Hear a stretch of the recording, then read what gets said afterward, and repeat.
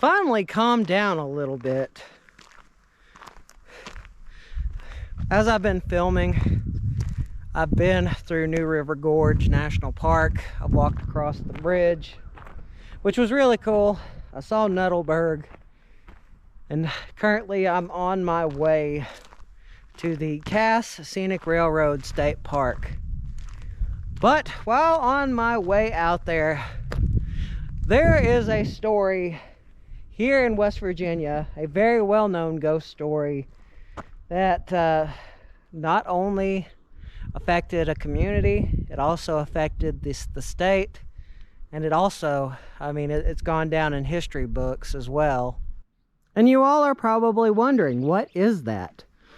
What is this story? Well, that is the ghost story of the Greenbrier ghost. You see, the ghost story of the Greenbrier ghost, not only did it affect the locals here, it also affected the estate and the entire United States as well. You see, this is the only time in an American court case documented, or at least the first time, the only time that the appearance of an apparition or the intervention of a ghost helped solve the murder. And you see, that murder was the murder of Zona Hester Shue, or Zona Shue, to just put it point blank. But anyway, Zona, she was in a very unhappy marriage. The man she was married to, previously he had been married twice, but something strange had happened to his wives. You see, the first one he left because of infidelity. You see, they got a divorce because his ex-wife at the time, he abandoned her and her child, their child, and really left them with nothing.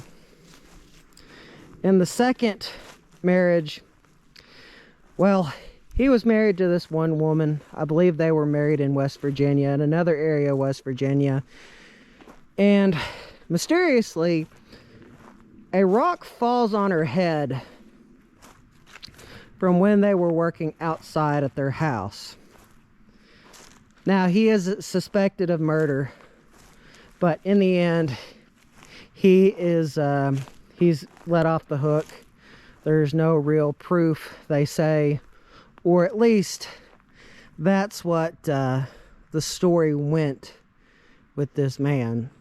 And now this man that Zona married, he also came with his own problems as well. He had a bad legal history.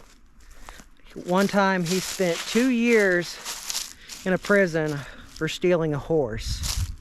That was a pretty bad thing back then. That was basically grand theft if you look at it in present terms. And of course, the other time, that being the suspected murder of his second wife. However, when he is married to Zona, something very mysterious will happen to her. You see, one day, Zona's mother will find her. They bury Zona, but something is very strange about the burial, or I should say the service, the funeral. People, including Zona's mother, notice that around the neck there is extra protection around the neck. Like, it looked as if the embalmer, the doctor, had covered the neck up, especially cleaned things up, got it looking good, and it was almost as if nothing had happened. It was as if Zona had just mysteriously died. However, this did not sit well with Zona's mother. It did not sit with her at all. And she wondered what exactly happened to her daughter. Now, there is a big red flag during this time.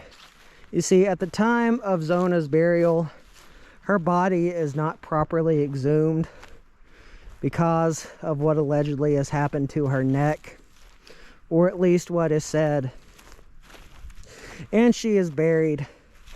And yet Zona's mother is still left grieving, feeling that her daughter was not shown any justice. But late one night, it is said that Zona's mother is woken up in the middle of the night by her daughter's ghost. And her daughter tells her that her husband had murdered her. Well, Zona's mother, she ran to the judge.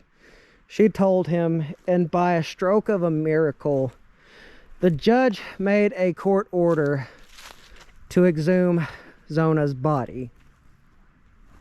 And as this happens, they find out that Zona Hester Shue's neck has been broken.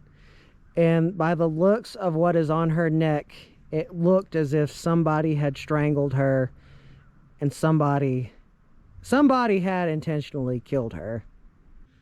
Well, John Trout, he will go on trial. Retrial, he is given a life sentence because it is proven that he did murder his third wife. Which, by the way, this is Zona's grave. And by the way, the good part is at the end of this story, John Trout, he dies 3 years while serving a life sentence. And anyway, he died from the Spanish flu at the time. I believe it was a flu of 1900. It was well, not 1900, but anyway, he died of a flu while in prison. And this goes down in American history as one of the few, actually, if not only, court cases that has been intervened by the spirit of a ghost. Now, that's probably one of the most well-known ghost stories here in the West Virginia area. And we're going to head into town now, and we're going to read the historical marker, and we're also going to see the courthouse where it took place.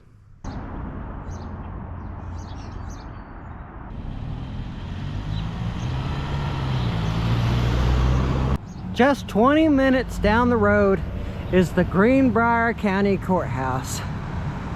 And it was in this courthouse back in the late 1800s, mid to late 1800s, that the landmark case that happened with the Greenbrier ghost occurred.